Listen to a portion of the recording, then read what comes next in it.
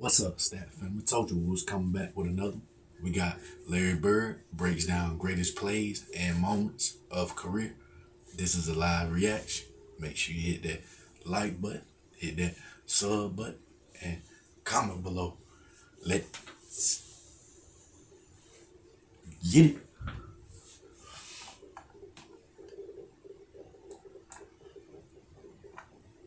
I felt more comfortable with my left hand there You know than I did my right. Then once I got started making a few, I just Big kept Bird. going. And Real legend right some night there. it goes in, some night it don't. That night it happened to work out. But if I remember correctly, we won that game in overtime by like 1 point. So, you know, if I shot my right hand the whole game. That was Larry Bird, the living, breathing urban legend, speaking candidly about a game in 1986 when he shot 21 field goals with his left hand because he could. "I'm saving my right hand for the Lakers," he told me. This summer, NBA Top Shot had the fortune of working directly with Larry Bird to curate the greatest hits of his 13-year career. Along the way, we decided who better to provide context about these plays and performances than the man himself. The following conversation covers a number of unforgettable moments, some of which already exist in the NBA Top Shot library. The rest, well, we'll have to wait and see. Really hear all the talk about me, whether I could play in the NBA or whether I couldn't. I knew 3 days during the summer when I played against some of the better players we had on our team in rookie free agent camp that I wasn't going to have very many problems playing this league. So it didn't take me long to figure out that what I needed to do is learn how to win basketball games. Before I got there, I think the Celtics won 28 or 29 games that previous year, and my goal was to win as many as I possibly could, help them get to where they haven't been in a while, and that was my whole focus. Jump forward to your second Definitely did that. One of the NBA finals. I want to talk specifically about the putback, the putback off your own miss. Yeah, I do remember that. So right out of that, called this the greatest play he'd ever seen, and he called you a player of destiny at the time. And your response was, "I love." Because Fred says so much, I don't even listen to him. I just let it run in one ear and out the other. And I'm just curious, what did it mean to have that kind of relationship and support from him? Oh, it meant everything. Red Box could be the greatest GM ever was, president of any sport. Looked up to him. We all looked up to him. Red never missed a practice. He didn't Real go on a legend. lot of road games, which I don't blame him because he's been doing that all his whole life, but he was there every home game. He meant the world to all of us, and to have him to say something like that is just showing a lot of respect.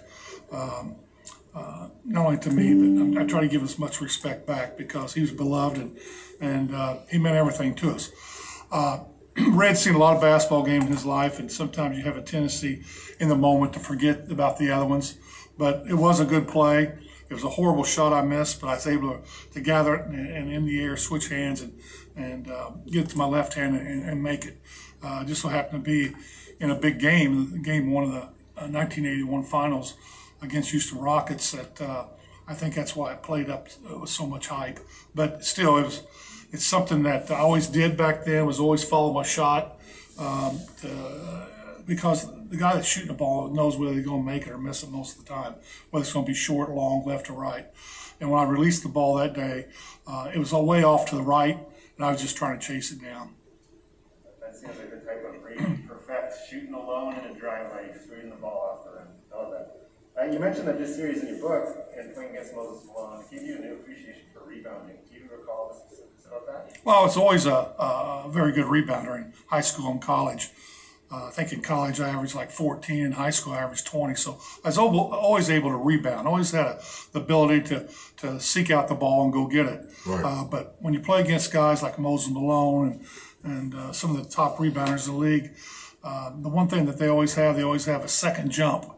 I never had the second jump, but they could keep the ball alive and tip it to themselves or take it off the bankboard or off the rim and get that second jump to get it. And I was always amazed how he's able to not only use his body, but his strength and his legs to get in a position to rebound. Now, you mentioned this already, but when your first season, you had the biggest single season turnaround in wins and a title in your second. You're just 24 years old right now, a sophomore. And, hindsight, you guys have your own dynasty. But what was it like sort of continuing that, that storied legacy, that era of dominance for the Celtics? Did you appreciate that at the time? Not before I got there, but after I got there, I really learned about what it was all about. When I played in the Garden,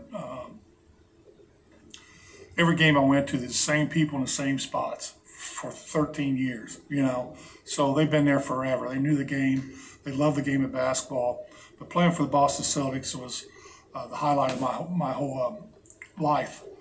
Played a lot I enjoyed my time in Terre Haute, Indiana State. We did something incredible there, but playing at a high level and doing it for a living was the highlight of my career. And it happened to be in Boston, which is a city that I respect and love. And the best time of my life.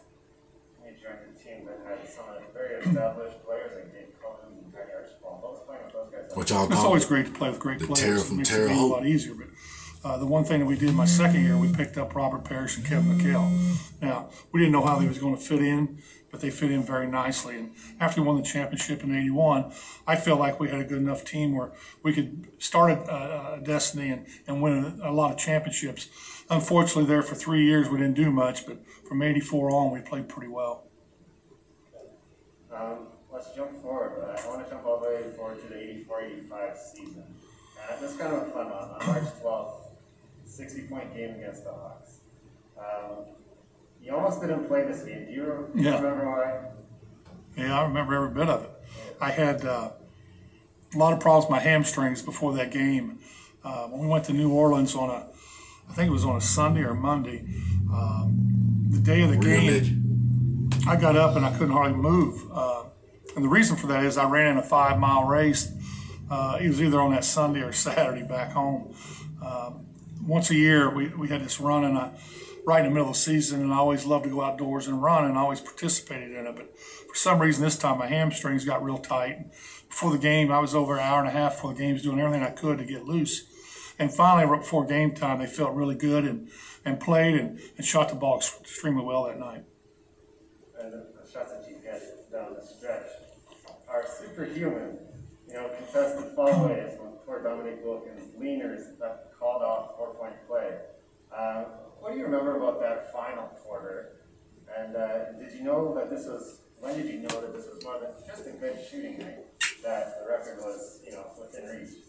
Well, Kevin McHale broke the all-time record a couple of weeks before that and against Detroit Pistons, and I did not want him to go out of the game. There's a couple minutes left, and I told him to stay in, go for 60, and that's a number in my head that I wanted him to get. He ended up with 56, so a couple weeks later, when we were playing in New Orleans, and people always say, well, how'd you know how many points you had?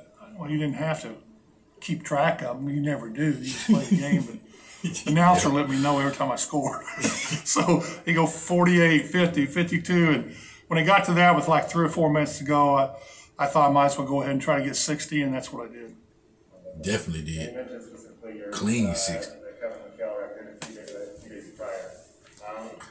How did you two, stars with very different personalities, how did you push each other to be better?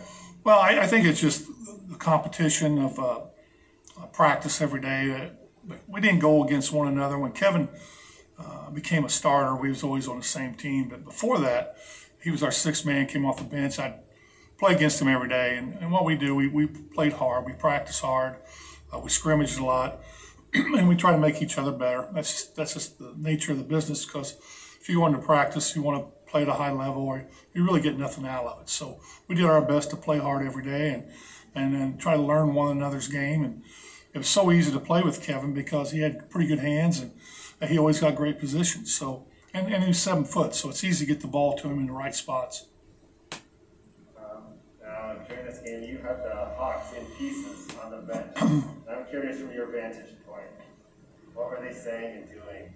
I have no idea. You don't watch that stuff during the game. I didn't know about it until, I don't know, maybe a couple of weeks after people were talking about it. But Bird was locked in. later on, somebody showed me a video of it, and we've done the same thing. I remember Andrew Toney in big games from Philadelphia come in and start making crazy shots, or Vinny, the microwave. we don't fall off the bench like that, but we sit there and go, man, this is unbelievable. What are you going to do to stop them? And Real legend. so I've been on both sides of it. You mentioned specifically, again, in your book, But anything he was going to say, he was going to be on both sides. That's a real legend right there. One where you had a triple-double with 9 steals. I don't even think we played in the fourth quarter at all. Well, that was in Utah, and they had a real good team. And if I'm correct, I think we played the Lakers the day before, and we always seemed like Utah the next night, which is always tough after a game against the Lakers to come in and stay on that high. But that game, everything was clicking, and it seemed like they were just throwing me the ball all the time. I always had it in my hands, and put a lot of numbers up, but numbers don't mean nothing. The win was more important. It's always good to reflect back like today and say, yeah, that's right, I did get 9 steals and had a triple-double. But getting a quadruple-double meant nothing to me. I mean, really, you go into a game and when you're up by 25, 30 points, just for a steal, makes no sense to me. I've done enough damage already. Yeah, you heard him. He done enough damage. Next season, Take me out. We done. All-Star weekend. Let the roots get some burn. In the very first sequence. From the moment that you found out that you would be participating in the contest, what did you do to prepare? Well, yeah, it is uncharted because we never shot a lot of threes, and I never practiced them. I mean, every once in a while I go out there with Danny Ainge and we'd shoot a few, but I didn't really know if I wanted to be in the three-point contest until a couple of my teammates told me I wouldn't win it anyway. So then I had to go out and prove to them that I could win the thing. I'm a very confident player. The one thing I didn't know if I could do it. You had 25 balls, you had time, you had to get them up. Never done anything like that before. So me and Danny started practicing a little bit, and next thing you know, we're out there playing and shooting, and the more rounds you go through, the more confidence you got. There was never a time where I thought I couldn't win the competition. There's always a time where if the ball was flowing right, the more I shot it, the better I got. But my whole mentality of that was if I got through the first round, I was going to win. Now, one advantage that you had versus What do you do? players in the contest was a little bit extra experience, shooting under Ball pressure. game. And you seem to have fun with that, breaking in the ice in the locker room and now with the goal line. So who's coming in second? What do you remember about that exchange? Well, it wasn't a big deal. It's just that it's a very somber locker room. Nobody was saying anything because we compete against each other, mostly on a nightly basis. Right. There's not a lot of rapport going back and forth, but pretty quiet. Guys, a little nervous. A lot of the guys that was in the competition were great shooters, but they were bench players. They didn't play maybe 12, 10 minutes a game. Yeah. So it's a whole different feeling when you get out there because when you're shooting that basketball and there's 20,000 people in the arena, there's 40,000 sets of eyes on you. It's a little different. And it's just you. So I knew they was under a lot of duress anyway. So I said it just to break the ice, but I didn't think it would ever leak out of there. But truthfully, I meant it. I mean, I knew I was probably going to win the contest. Casey Jones said, Larry has that Muhammad Ali. Real legend right there. He gets to you in your mind before the fight begins. By the time you step in the ring, you're 40 points down.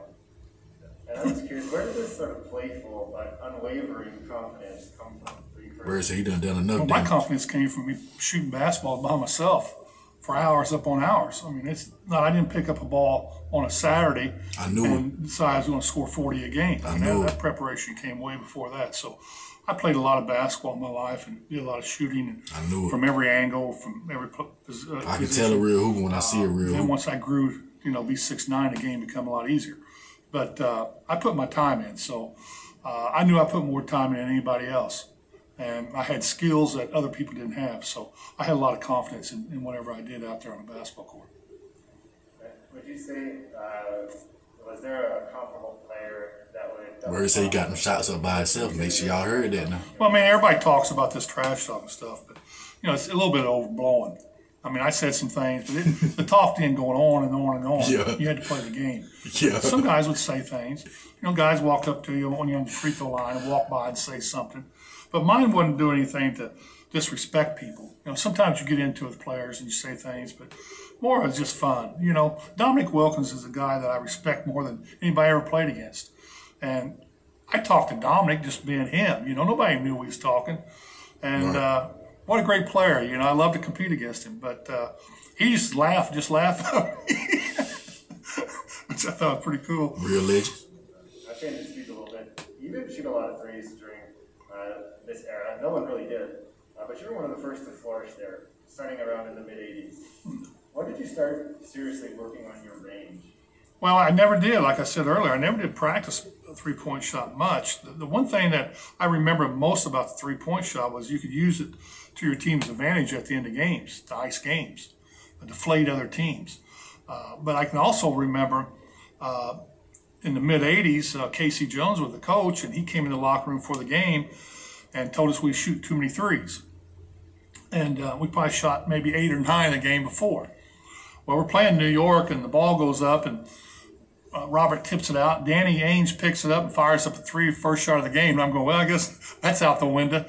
But, there wasn't a mentality that we had to shoot 33s a game like they are now. I know coaches in our league like to shoot 50 a game. But back then, not with the Celtics. We were a big team. We liked to pound ball inside and go inside and out. Y'all team-oriented. Three-point shot wasn't something that we worried about. If you had it, you take it, but most of the time we threw it inside. Now, fast forwarding just a week, it's February 14th. You're playing against the Blazers, and you're scoring 47 points. You're especially using your left hand. Oh. What compelled you to shoot so many field goals with your left Torture. in that game in particular? I don't know.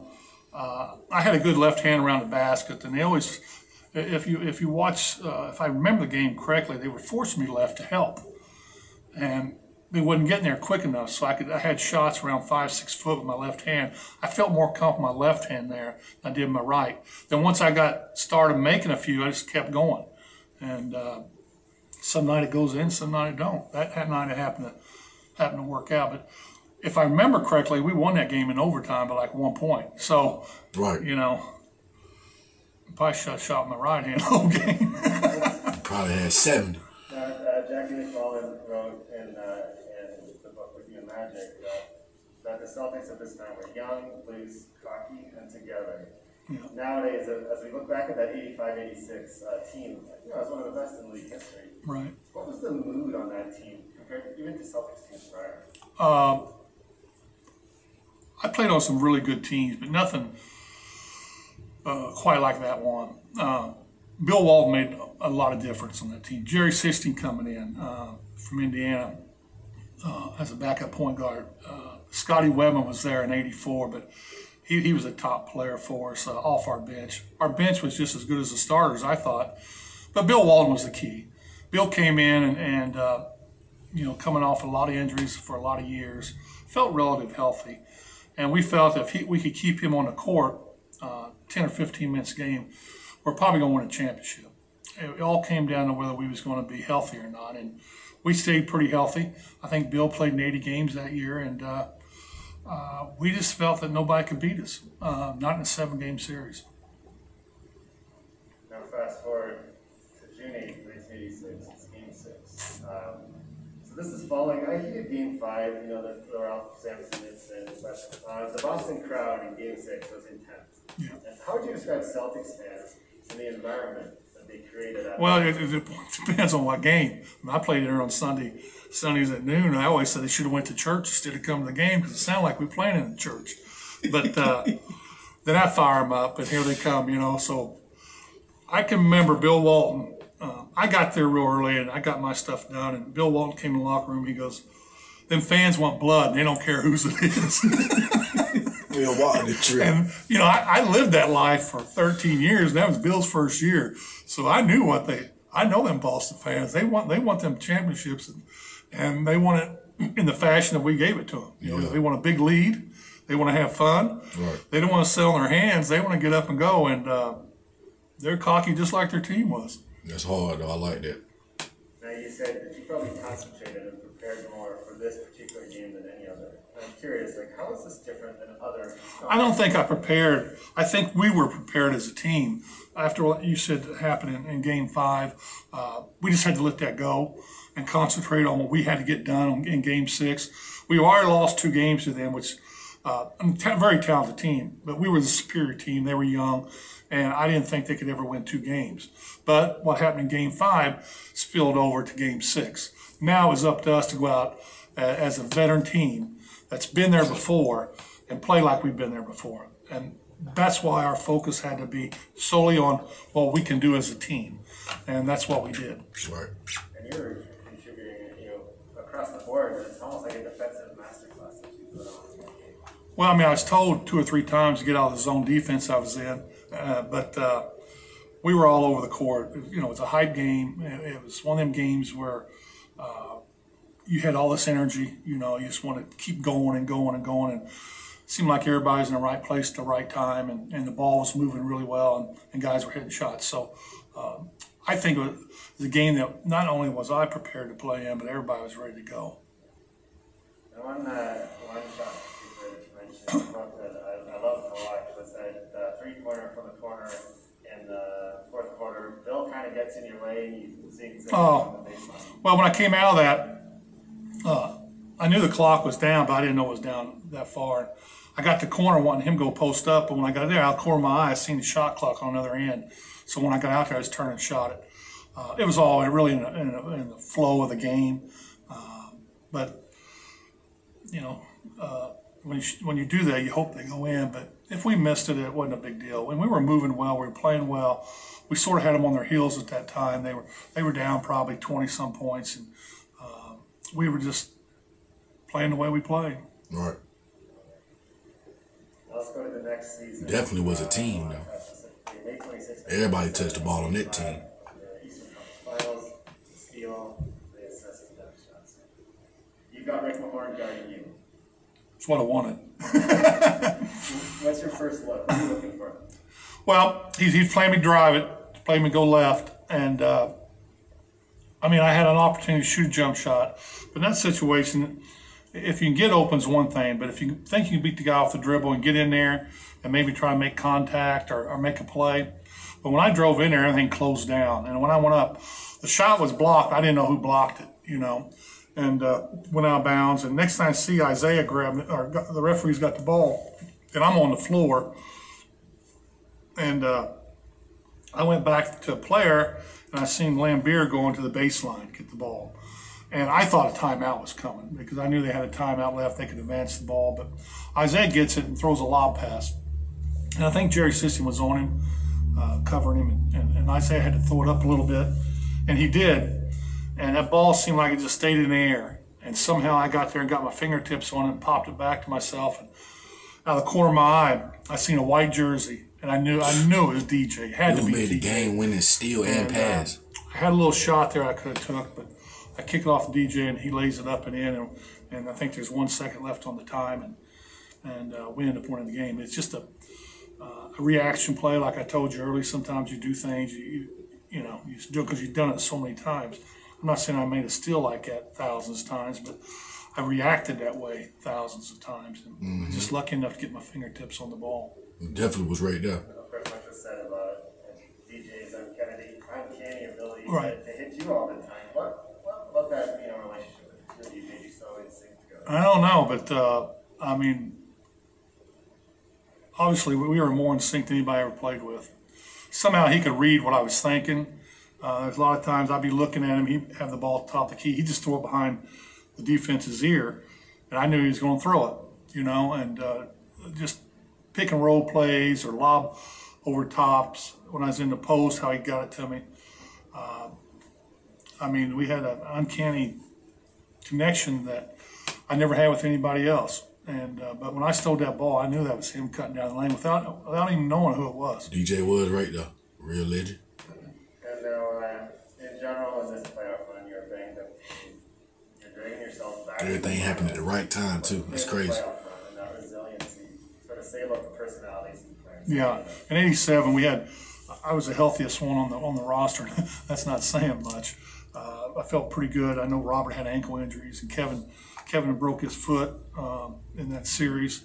I don't know if it was the Lakers series or the one before it, but he was trying to play.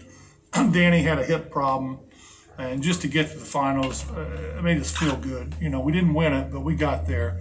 And if somehow a miracle happened, maybe we could have pulled it off. But it was a gratifying season, though we didn't win it. Usually when you lose, you always say, well, you know, it's a bad year, but not there. I mean, we fought, scrapped, did everything we could to get back there and try to win it, and we did. And just unfortunately, we came up short. That's legendary. That was the last of the plays that I wanted to get into, and I just sort of more generically, I was just curious. The game has obviously evolved, so much over the years. But I'm curious, are there any aspects of that 80s basketball that you personally miss? Well, the inside game. I like the game that's played now. I mean, I respect the players. It's We your had our game. run, and this is their time, and this is how they like to play their game, and it's like they like to be coached this way. Right. I understand all that, but I'm glad I played in the 80s because it was more that you could feel and hold and grab, and the ball was pounded inside. And sometimes it'd be low in scoring games, but sometimes you score 130 points, so you didn't know going in what kind of game it was going to be. So I enjoyed the 80s, but I like to watch the game now. I like to see how it's played. A lot of people complain, but there's too many threes. I can remember a number of years ago, I was worried about the small guards. When you see Magic Johnson come in at 6'9", and the taller guards, 6'6", 6'7", come in, I was wondering where the 6'3" guys, the 6'2" guys, where their place in our game was going to be. Yeah. All of a sudden, the three-point line opened up, and now, where's the big man going to be? Everybody's going smaller. And the last question for my Y'all heard him. Real legend right there. For new fans that are coming up Big and Bird. they're just sort of getting that first taste back 33. into, your era, what do you want them to know about your legacy, the Celtics legacy, the generation's legacy? Yeah, if you look at the history of the game, every decade's different. The game changes. They always try to compare players now to back in the 80s and 70s, which you cannot do. It's a whole different ball game. They talk about the private jets, the no back-to-backs, no 4 and 5s. I can remember one time one season we played 3 in a row. Well, we were young. We could do that. But you even look back further than me. Guys were on trains for days. They played double hitters on Saturdays. Not 2 games one day, but one team would play and they'd play the next one, or the next night, or the night game. But the game's changed so much, and the preparation for games as far as health, rest, it's so much different than it was in the 80s and even in the 50s. It's better. I think they're looking out for the players' health a lot more, and I think it's only going to get stronger. And I'm happy to be a small part of all of it. Yeah, thank you.